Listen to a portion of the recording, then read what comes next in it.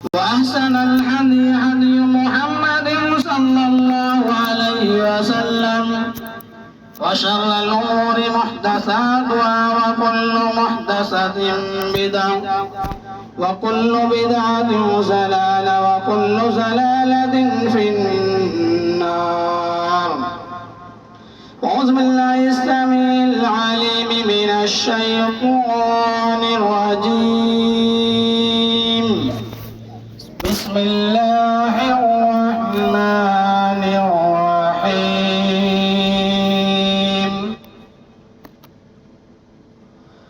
وما أصابكم من مصيبة فبما كسبت أيدي الناس. وقال جل وعلا في موضع آخر: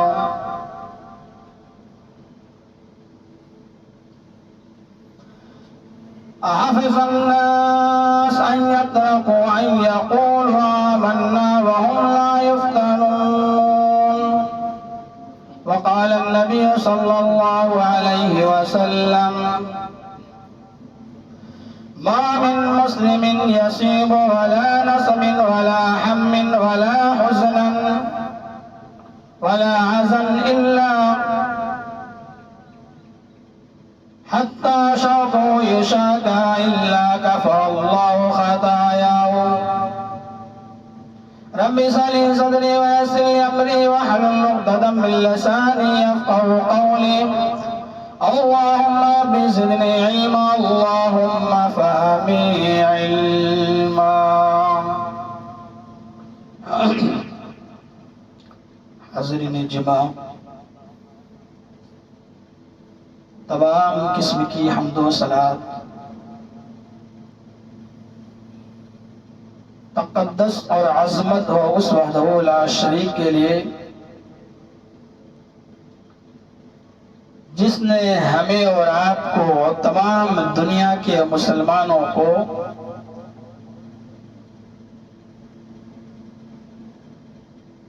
ایک عظیم کتاب مبین عطا فرمایا. بیش بہا درود و سلام کے تحفے اور نذرانے ہو تمام انبیاء علیہ الصلوۃ والسلام کے اوپر، خصوصاً امام الحرمین جناب عربی محمد رسول اللہ صلی اللہ علیہ وسلم کے اوپر، اور آپ کے اہل و عیال و اصحاب اکرام رضوان اللہ اجمعین کے اوپر.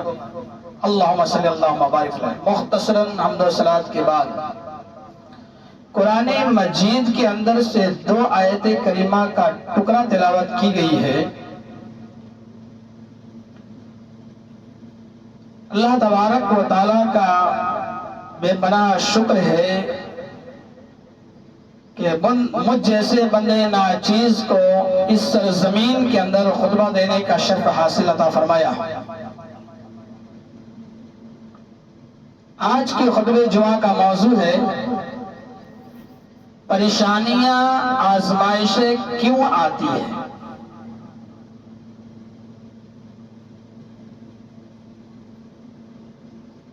اللہ تبارک و تعالی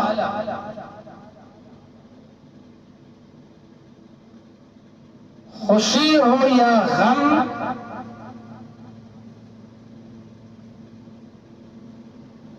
آزمائش ہو یا مصیبت،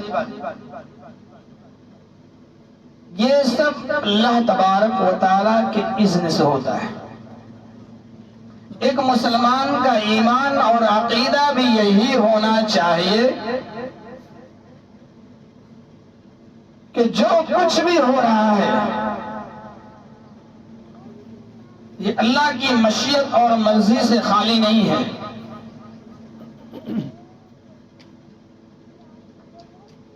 انسان جہاں خوشیوں میں مبتلا ہوتا ہے وہیں پر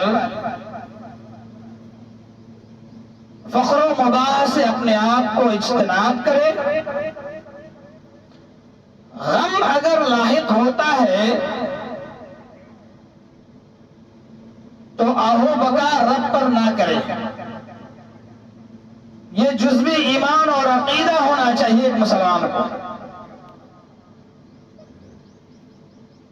دونوں چیزوں میں چاہے خوشیاں ہو یا غم ہو پریشانی ہو یا آسانی ہو، کسی صورت میں ہر بندے مومن کو چاہیے کہ ہر حال میں وہ مومن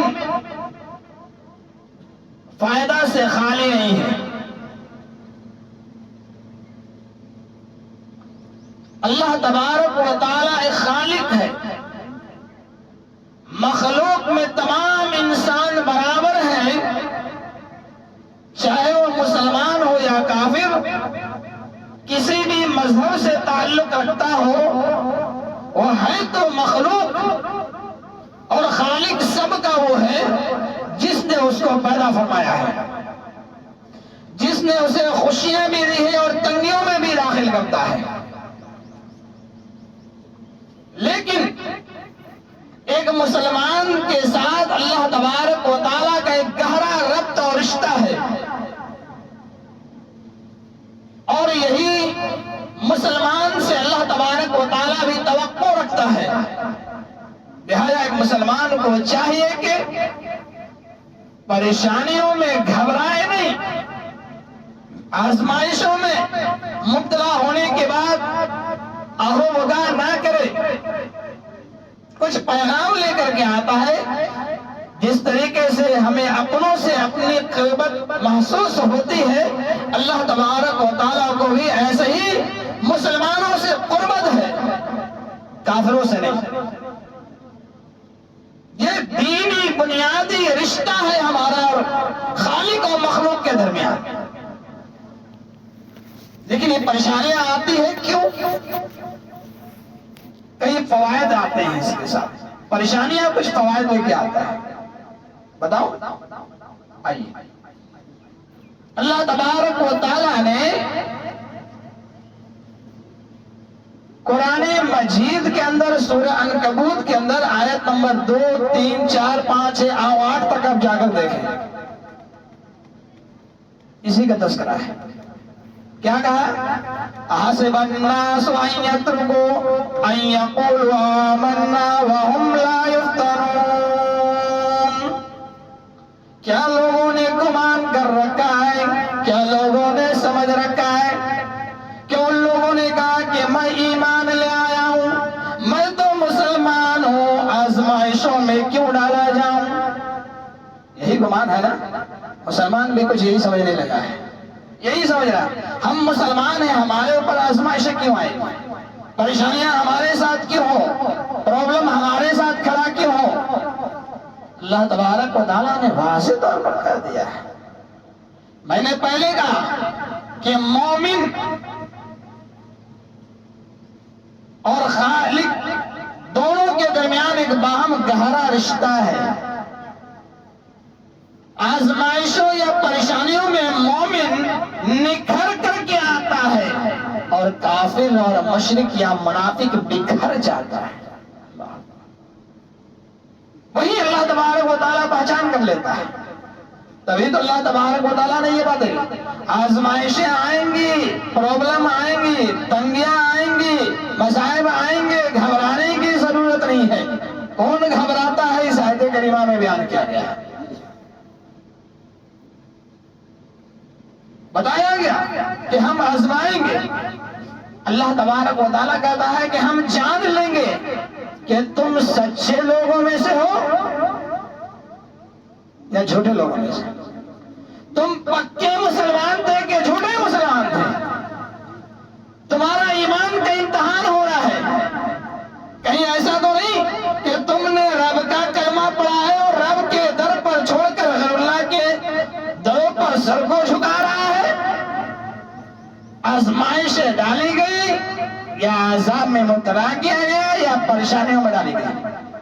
تھوڑی سی کیا بیماری لاحق ہو گئی، فلانے پلیدے جلانے والے پہ پہنچ گیا، تھوڑی سی تنگی کیا پہنچ گئی، اللہ پر یقین چھوڑ کر کے مخلوق پر بھروسہ کر بیٹھا، ساری مصیبت و بلاؤں کا حل نکالنے والے پاس پہنچ گیا، جو دنیا کا خود پرابلم اس کا خود ہے، وہ دوسرے کا کیا حل کر سکتا ہے، وہاں پہنچ رہا ہے مسلمان۔ اللہ تبارک و تعالیٰ یہی آزمانا چاہتا ہے، دیکھنا چاہتا ہے کہ تم پکے مسلمان ہو کہ جھوٹے مسلمان ہو۔ منافق، یہ مسلمان جو منافق بنے گا، اس کا ایمان کا امتحان جب ہوگا وہ لڑکھڑاتا ہوا گر پڑے گا، ایمان کا سودا آسانی سے کر لے گا، لیکن پکا موحد مسلمان کبھی بھی اس کو ایکسپٹ نہیں کرے گا۔ وہ خالق کے در پر جائے گا، رب سے اپنی شکایتیں رکھے گا اور اپنی دعا التجا کرتے ہوئے اپنی پرابلم کو سولو کرنے کے لیے آواز لگائے گا۔ یہی ایک مومن کی پہچان ہوگی۔ لیکن کافر در در بھٹکتا ہے، در در بھٹکتا ہے، منافق بکھر کر ٹوٹ جاتا ہے، کبھی یہاں ٹھونگے مارتا ہے، کبھی وہاں مارے گا۔ اس کا ایمان راسخ ایمان نہیں ہے، اس کے ایمان کی طاقت سلب ہو چکی ہے، چھن گئی ہے، جس کی وجہ سے رب سے اس کا رشتہ ٹوٹ جاتا ہے۔ یہ بنیادی بات رکھیں۔ پرابلم آئیں گی، پریشانیاں آتی ہیں، کیا لے کر کیا آتا ہے؟ آئیے حدیث صحیح بخاری کتاب المرض کی روایت ہے۔ راوی حدیث ابو ہریرہ رضی اللہ تعالیٰ عنہ ہے، فرماتے ہیں کہ اللہ کے نبی صلی اللہ علیہ وسلم نے فرمایا ما من مسلم یصیب ولا نصب ولا غم ولا حزن ولا حزن ولا غم حتى شوكه يشاقها الا كفر الله خطاياه۔ حدیث مبارکہ ہے کہ مومن کو کوئی تکلیف یا پریشانی یا غم لاحق ہوتی ہے، پرابلم آتا ہے، کوئی کانٹا بھی چبھ جاتا ہے، تو پریشانیوں کی صورت میں اس بندے مومن کے لیے فائدہ اللہ نے رکھا ہے۔ کیا رکھا ہے معلوم ہے؟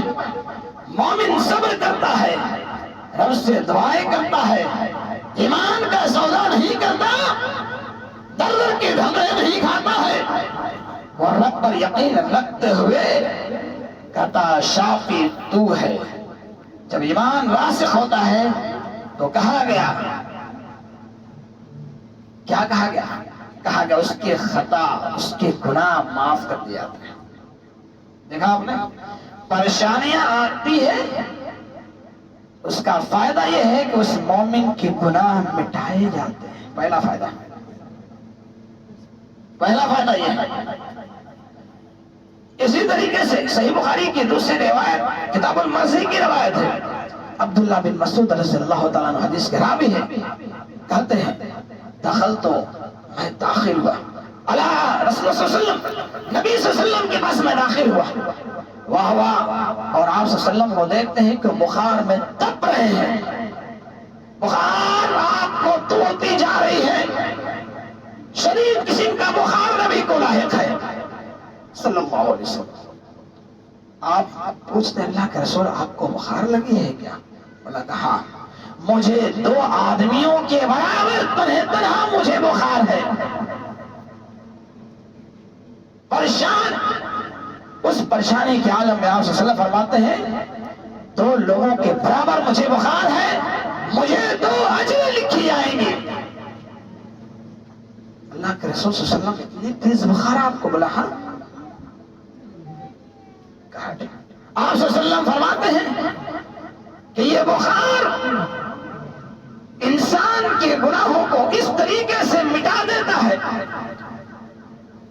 کما تحت الشجرۃ الورقہ، جس طریقے سے درخت اپنے پتوں کو جھاڑ دیتی ہے، یہ مسلمان کی گناہوں کو ایسے یہ مصیبت، یہ پرابلم، یہ پریشانیاں، یہ بخاریں ختم کر دیتی ہے۔ اللہ اکبر۔ آپ نے دیکھا کہ پرابلم، پریشانیوں میں اللہ کے نبی صلی اللہ علیہ وسلم آزمائشوں کیا ایک نقطہ بتاتا ہوں، جس آدمی کا جتنا زیادہ ایمان مضبوط ہوگا اتنی بڑی امتحان میں وہ ڈالا جائے گا۔ یاد رکھیے، وہ آزمائشوں میں ڈالا جائے گا۔ کبھی سماج کی آزمائش آئیں گی، کبھی قومیت کی آزمائش آئیں گی، کبھی خاندان کی آزمائش آئیں گی، کبھی لوگوں کے پڑوسیوں کی طرف سے آزمائش آئیں گی، پریشانیاں آئیں گی، کبھی ملک کی طرف سے آئے گا۔ ہر طریقے سے پرابلم آ سکتا ہے۔ جس کا اتنا زیادہ بڑا ایمان ہوگا اتنی بڑی پرابلم میں شکار ہوں گے وہ، لیکن پرابلم کا شکار کچھ نفع دے کر کے جائے گا، وہ فائدہ دنیا میں اور آخرت میں۔ دنیا میں اس کا فائدہ گناہوں کا مٹایا جانا.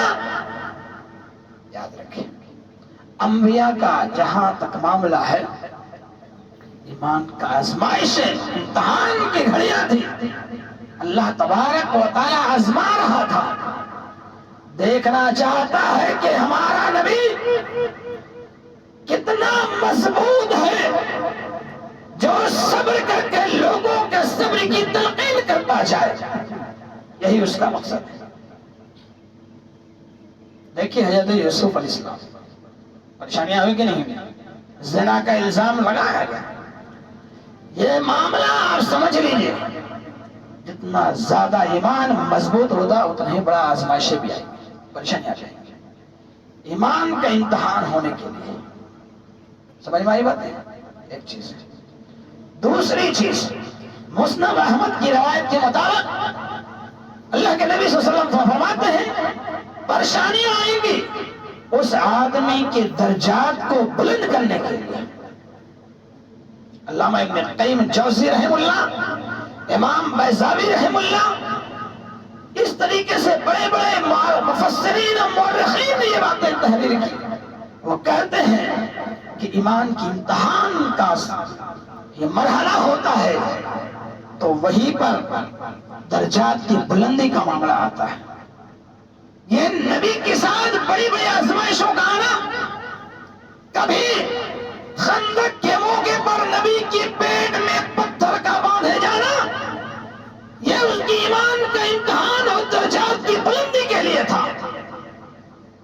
کبھی آپ غور کر کے دیکھیں ہمارے پیٹ بھرے ہوتے ہیں، ہم میں سے ہر شخص آسودہ ہوتا ہے، لیکن نبی اور نبی کے صحابہ کی زندگی کا حال یہ ہوتا ہے اللہ اللہ، کبھی تو ان کے پیٹ میں پتھر بند رہے ہیں، کبھی بھوک کی وجہ سے وہ حرارت بازار میں گرے پڑے بے ہوش پڑے ہیں.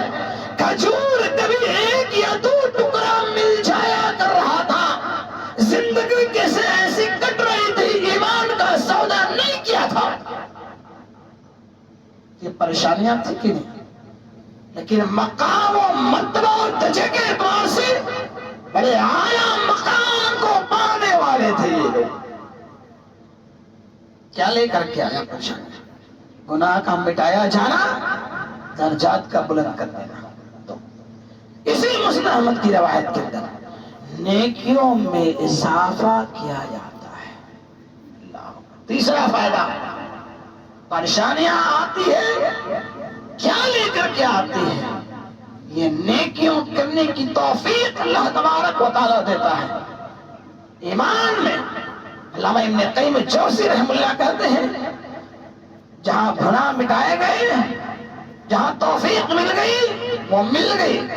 جہاں نیکیوں کے گناہوں کو مٹانے کے بعد نیکیوں کی توفیق ملتی جاتی ہے، کیوں؟ وہ تائب بندہ ہوتا ہے.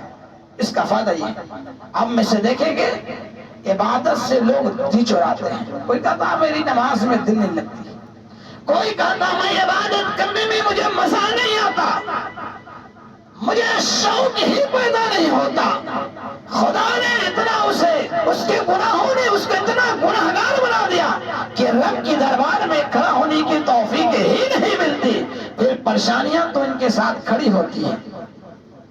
اس کے ایک سبب یہ بھی ہے، یاد رکھیں لذت ان کو ملتی ہے جو اپنے درجات کو بلند کرنا چاہتا اور صابر بن کے کھڑا ہوتا ہے. اس کا صلہ یہ ہے اپنے ایمان کو نہیں بیچتا. چند ٹکیوں میں ایمان لوگ بیچنے لگے. معمولی زمین کے لیے، ایک بالشت زمین کے لیے ایمان بیچا، معمولی پیسوں کے لیے امانت میں خیانت کر دی، معمولی باتوں میں بھائیوں پر رنجش ہو کر کے سب کچھ کر لیا، معمولی عقیدے کی اصلاح نہ کر کے غلط پر ہوتے ہوئے لڑنے پر اتر آتا ہے، غلط کو غلط نہیں سمجھتا ہے. یہ اس کے ایمان کی سب سے بڑی کمزوری کی دلیل ہے. یاد رکھیں تین چیزیں آ گئی باتیں: گناہوں کا معافی، درجات کا بلند ہونا اور نیکیوں میں اضافہ ہونا. چوتھا نقطہ، پریشانی آتی کیوں ہے بھائی؟ انسان کے گناہوں کا صلہ سزا کے طور پر اس اللہ کے لیے ہوتا ہے. اور کیجیے گا 14 نقطہ سورہ شورى کی آیت نمبر 30 اٹھائیے. اللہ تبارک و تعالیٰ نے خود کہہ دیا ہے اللہ ظالم نہیں ہے اور بندوں پر کبھی ظلم نہیں کرتا. بندہ خود ظالم ہے، اپنے نفس پر ظلم کر رہا ہے. کیا کرتا ہے؟ غور کرنا. اللہ نے کہا وَمَا أَصَابَكُم مِّن مُّصِيبَةٍ فَبِمَا كَسَبَتْ أَيْدِي النَّاسِ وَيَعْفُو عَن كَثِيرٍ کہا ہے. انسان خود غلطی پہ غلطی کرتا جاتا ہے، خدا کے ساتھ مخلوق کو شریک ٹھہراتا ہے، خدا کی عبادت سے منہ موڑتا ہے، انسان کے حقوق ادا نہیں کرتا، انسانیت مرتی جاتی ہے، دغا و فریب کا ایک چولا پہنا ہوتا ہے، منافق بن کے زندگی گزارتا ہے. یہ تمام عیبوں سے بھرپور ہوتا ہے. پھر کسی کا ہاتھوں کی کمائی کے طور پر یہ چیز آتی ہے پریشانیاں، تو وہاں پر یہ بندہ بکھرنے لگتا ہے.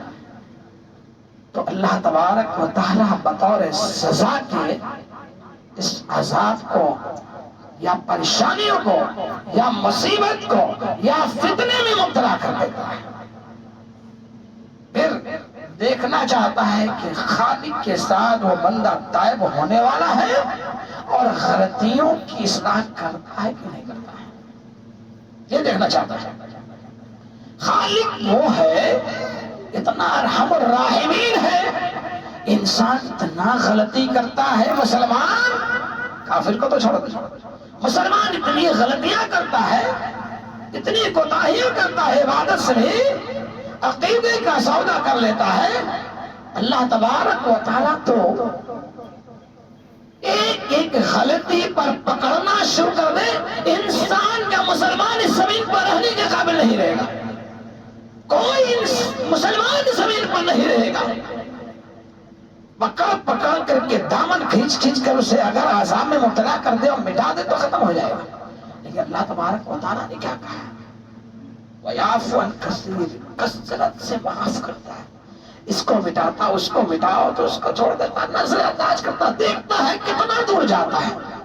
جب حد سے تجاوز انسان مسلمان کر آتا ہے پھر اللہ تبارک و تعالیٰ گرفت کرتا ہے اور پکڑتا ہے تاکہ شاید وہ تائب ہو جائے، سدھر جائے. سدھارنے کے لیے، ورنہ فرعونیت کی تمام وہ اساسے ختم ہو گئے، حکمرانیاں ختم ہو گئی، قارونیت کی وہ دولتیں و خزانے ختم ہو گئے. دیکھا نا آپ، کچھ نہیں بچا.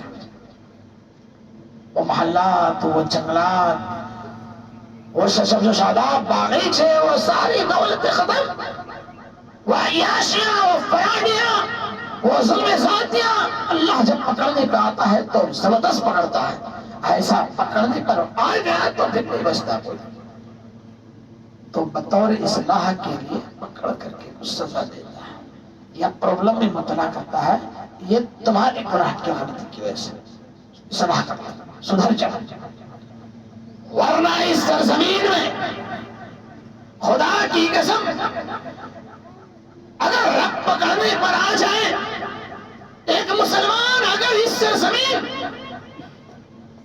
گیا سے نکل کر بھاگے گا تو کولکاتہ جائے، کولکاتہ سے بھاگے گا تو امریکہ جائے، امریکہ سے بھاگ کر کہاں جائے گا؟ ساری زمین تو اللہ کی ہے، زمین اللہ کی ہے، آسمان اس کا ہے، سارا نظام اس کا ہے. اس کے زمین کے رہتے ہو اس کی نعمتوں کو کھاتے ہو اور پھر اتنی غلطیاں کرتے ہو.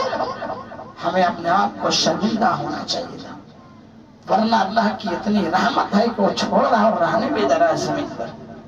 مٹانے کا ہے تو مٹا کر ختم کر دے گا، لیکن اللہ نے مہلت دیا ہے. سمجھ میں آئی بات ہے؟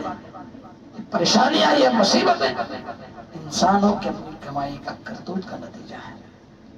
زمین پر جو فتنے اور فساد پھر رہے ہیں، ظہر الفساد فی البر والبحر بما، یہ جو زمین، آسمان اور زمین میں، سمندر میں بھی جو فتنے، جہاز، گولی بارودیں جو چل رہی ہے پورے دنیا کے اندر، یہ زمین میں فتنہ پیدا کیا گیا ہے، اور یہ کسی اور نے نہیں، انسانوں نے خود کیا ہے۔ انسانوں کو چاہیے کہ اپنی اصلاح کریں، اس خالق کو پہچانے، انسان کو انسانیت سمجھے اور اس کا حق ادا کرے۔ مخلوق ہو کر خالق کی بندگی کرنا شروع کر دے، یہی رب چاہتا ہے۔ افسوس، یہ مصیبتیں آنے کے سبب کیا ہے؟ کیا وجہ ہے؟ ایسا پرابلم کیوں آتی ہے؟ اس کا پہلا بنیادی سبب اللہ تبارک و تعالیٰ نے قرآن مجید میں بیان فرمایا، وَلَا تَكُونُوا كَالَّذِينَ، تو ان لوگوں نے جیسا، ان لوگوں کے جیسا نہیں ہونا، لَبِئْسَ مَا كَانُوا يَفْعَلُونَ۔ اس زمین پر رہتے ہو تو زمین پر گناہ بھی نہ کرو اور کسی کو گناہ کرنے بھی مت دو۔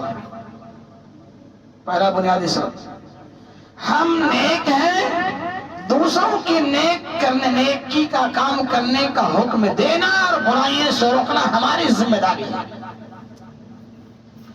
اگر ہم ایسا نہیں کریں گے تو ہم اس مصیبت یا فتنے یا پریشانیوں میں مبتلا کر دیں گے۔ یہ پہلا بنیادی سبب۔ اور دوسرا بنیادی سبب اختلاف۔ اختلاف کس چیز میں؟ توحید میں کوئی اختلاف نہیں ہے۔ اگر مسلمانوں نے توحید میں اختلاف پیدا کر دیا، فتنے میں مبتلا کر دیا گیا، اور پھر یہی اختلاف اسے سمجھانا اور بتانا ہماری ذمہ داری ہے، کیونکہ وہ دین کو بھول گیا ہے، اور اس چیزوں کو بتانے میں اختلاف پیدا ہوگا۔ لیکن اسے بتانا یہ ہوگا کہ جس نبی کا کلمہ ہم نے پڑھا ہے، جس اللہ اس کے رسول کا کلمہ ہم نے پڑھا ہے، وہ ایک ہے، اور اسی کلمے کی بنیاد پر ہمیں اور آپ پر زندگی گزارنا ہے۔ فروعات کے مسائل معنی نہیں رکھتے۔ جب ایمان کے عقیدے کی پختگی نہیں ہوگی پھر ایمان ہی نہیں بچے گا۔ یہ بنیادی سبب یاد رکھیں۔ بہرحال ساری باتوں کا خلاصہ یہ ہے کہ انسان نے گناہوں کا اتنا زیادہ